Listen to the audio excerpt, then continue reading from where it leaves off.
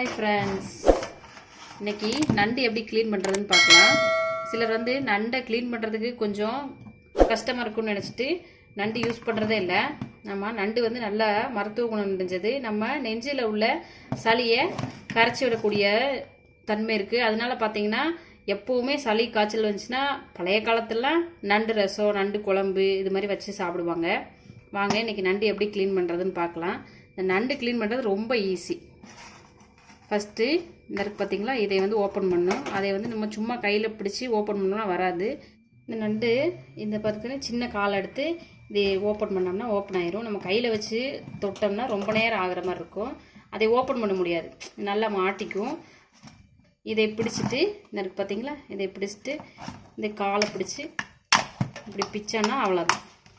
அந்த ஓடு மேல் ஓடு கலண்டு வந்துடும். பார்த்தீங்களா, தனித்தனியாக வந்துடுச்சு. இது வேஸ்ட்டு.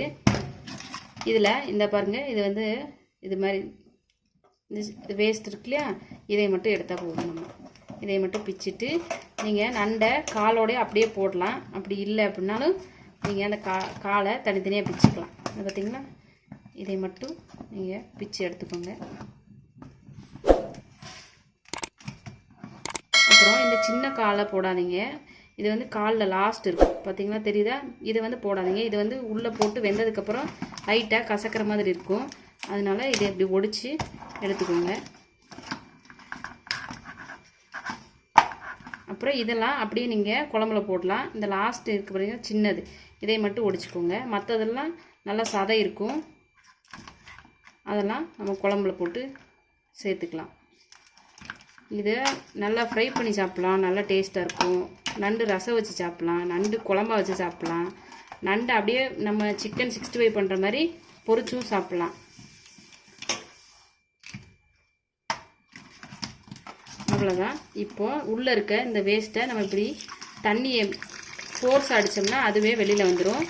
அது உள்ளே இருக்க கழிவு மட்டும் தான் வெளில வரும். நம்ம சதை பகுதி அப்படியே உள்ளேயே நின்றுக்கும். பாருங்கள், நல்லா கறி வந்துட்டு நல்லா தெரியுதா? இதே மாதிரி நம்ம எல்லாத்தையும் கழுவி எடுத்துக்கலாம். அவ்வளோதான். நம்ம பாத்திரத்தில் போட்டு இந்த காலோடு போட்டோம்னா கிண்ட முடியாது. அதனால் இந்த சைடில் உள்ள சின்ன சின்ன காலை இது மாதிரி பிச்சு எடுத்துக்கலாம்.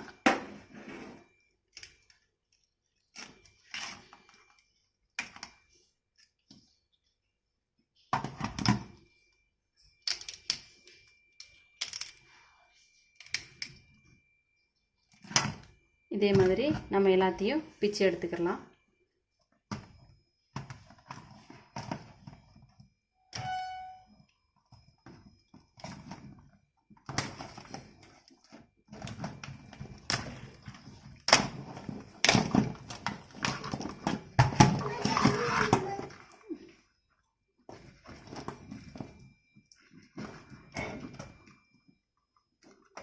இந்த நண்டு வந்து ஹீட், உடம்புக்கு வந்து கொஞ்சம் ஹீட்டு.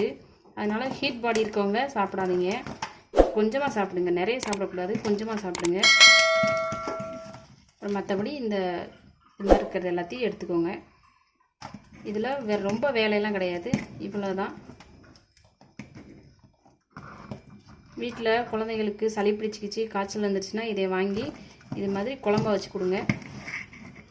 அந்த சளி காய்ச்சல்லாம் உடனே சரியாயிடும். இதை மட்டும் வேஸ்ட்டில் போட்டுருங்க.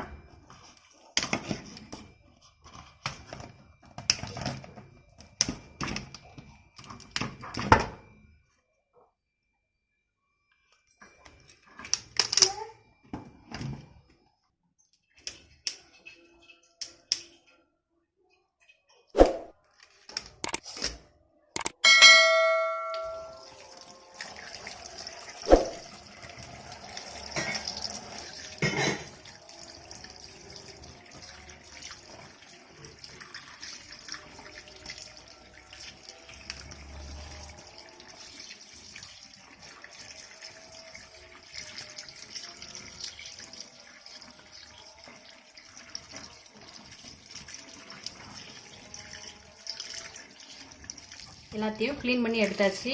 அதுக்கப்புறம் எங்கேயாவது 1-2 விட்டுருக்கீங்களான்னு ஒரு தடவை செக் பண்ணிக்கோங்க. செக் பண்ணிவிட்டு இந்த நண்டை அதுக்கப்புறம் ஒரு 2 தடவை நல்ல தண்ணியில் போட்டு கழுவி எடுத்துக்கோங்க. அவ்வளவுதான், சிம்பிளாக நம்ம நண்டு க்ளீன் பண்ணி எடுத்தாச்சு. உங்களுக்கு இந்த வீடியோ பிடிச்சிருந்தா லைக் பண்ணுங்கள், ஷேர் பண்ணுங்கள், கமெண்ட் பண்ணுங்கள் ஃப்ரெண்ட்ஸ். நம்ம சேனலை சப்ஸ்கிரைப் பண்ணுங்கள். தேங்க்யூ ஃபார் வாட்சிங்.